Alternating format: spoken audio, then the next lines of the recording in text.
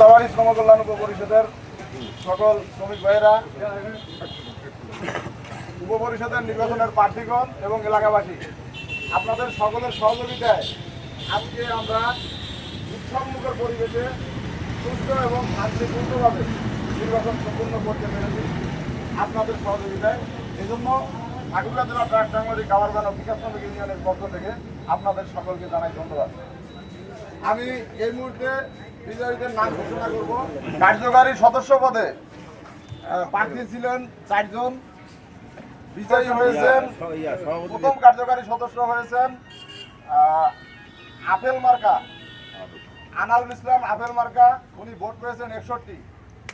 দ্বিতীয় স্থান করেছেন মোহাম্মদ সেলিম মাহিন্দ্র ট্রাক্টর মার্কা, উনি ভোট পেয়েছেন 58। দুজন কার্যকারী সদস্য হিসাবে নির্বাচিত হয়েছে। সড়ক সম্পাদক পদে প্রতিদ্বন্দ্বী করেছেন 2 জন। মোহাম্মদ হাফিজুল ইসলাম আনারস মার্কা 86 ভোট পেয়ে বিজয়ী হয়েছেন। ওনার নিকটতম প্রতিদ্বন্দ্বী মোহাম্মদ মনসুর ইসলাম চাঁদ মার্কা, উনি ভোট পেয়েছেন 40। প্রচার সম্পাদক পদে আনারুল ইসলাম বিনা প্রতিদ্বন্দ্বিতায় নির্বাচিত, আক্তারুল ইসলাম বিনা প্রতিদ্বন্দ্বিতায় নির্বাচিত। দপ্তর সম্পাদক মোহাম্মদ জিল্লুর রহমান বিনা প্রতিদ্বন্দ্বিতায় নির্বাচিত। মোহাম্মদ শফিকুল ইসলাম অটোরিকশা মার্কা 89 ভোট পেয়ে জয়ী হয়েছেন। ওনার নিকটতম প্রতিদ্বন্দ্বী মোহাম্মদ আনোয়ার ইসলাম ফুটবল মার্কা ভোট পেয়েছেন 40। সাংগঠনিক সম্পাদক পদের প্রতিদ্বন্দ্বী ছিলেন 2 জন।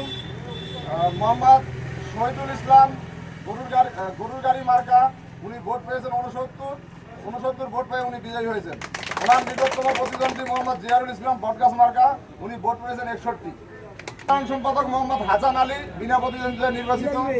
সাধারণ সম্পাদক মোহাম্মদ আক্তারুল ইসলাম বিনা প্রতিদ্বন্দ্বিতায় নির্বাচিত। সহসভাপতি পদে প্রতিদ্বন্দ্বী করেছিলেন 2 জন। মোহাম্মদ তেসামুল হক গাবি মার্কা, উনি ভোট পেয়েছেন 93 ভোট পেয়ে উনি জয়ী হয়েছেন।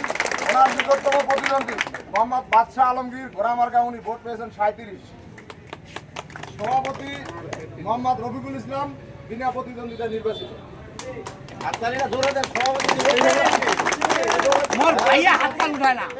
পদে আজকে নির্বাচন এবং বিনা প্রতিদ্বন্দ্বিতা যারা আগে হয়েছেন সব মিলে 11টি পদে আর কি আমরা এখানে বিজয়ী ঘোষণা দিলাম।